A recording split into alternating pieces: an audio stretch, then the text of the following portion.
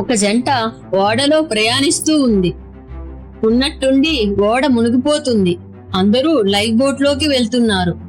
ఆ life boat లో ఇంకా ఒక్కరికే స్థానం ఉంది. అయితే ఒక్క జంట మాత్రమే ఇంకా ఓడలో మిగిలి ఉంది. భార్య భర్త ఎవరో ఒక్కరే ఆ లైఫ్ బోట్ లోకి వెళ్ళగలరు. ఇద్దరూ ఆలోచిస్తూ ఉన్నారు. ఒకరి ముఖం ఒకరు చూసుకున్నారు. ఉన్నట్టుండి భర్త భార్యను మునిగిపోతున్న వాడలోనే వదిలేసి తాను మాత్రం ఆ లైఫ్ బోట్ లోకి దూకేశాడు. వెనక నుంచి భార్య అరుస్తూ అతనికి ఏదో చెబుతూ ఉంది. ఇలా తాను చెబుతున్న కథను మధ్యలో ఆపేసిన ఆ ఉపాధ్యాయురాలు, పిల్లలు, ఆవిడ తన భర్తతో ఏమని ఉంటుంది, ఎవరైనా చెప్పగలరా అని ప్రశ్నించింది. ఆ పిల్లలు అందరూ ఒక్కసారిగా ఇంత మోసమా, నిన్ను గుడ్డిగా నమ్మాను, ఉండవచ్చు టీచర్ అన్నారు. అయితే ఒక్క బాబు మాత్రం మౌనంగా కూర్చొని ఉన్నాడు.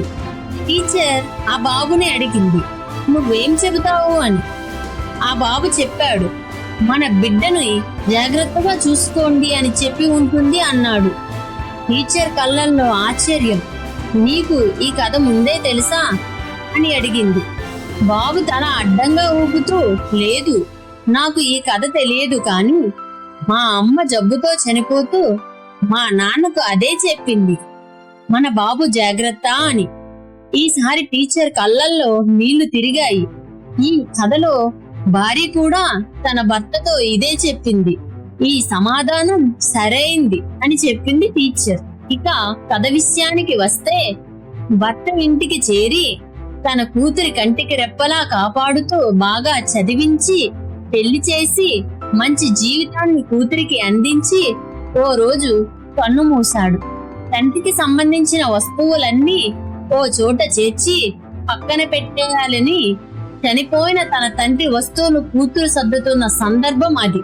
అందులో తండ్రి డైరీ కనబడింది. అందులో ఆయన తన భార్యకు చెప్పుకుంటున్నట్టు ఇలా రాసుకున్నాడు, నీతో పాటే ఓడలో ఉండి మునిగిపోయి నీళ్ళ కిందే నీతోనే ఎప్పటికీ ఉండిపోవాలనిపించింది, కానీ మన అమ్మాయిని ఎవరు చూసుకుంటారు? నిన్ను బతికిద్దాం అనుకుంటే నీకున్న ప్రాణాంతక జబ్బు చివరి దశలో ఉంది. ఎలానో నువ్వు మరణం అంచులో ఉన్నావు. మరి మన అమ్మాయికి ఎవరి తోడు?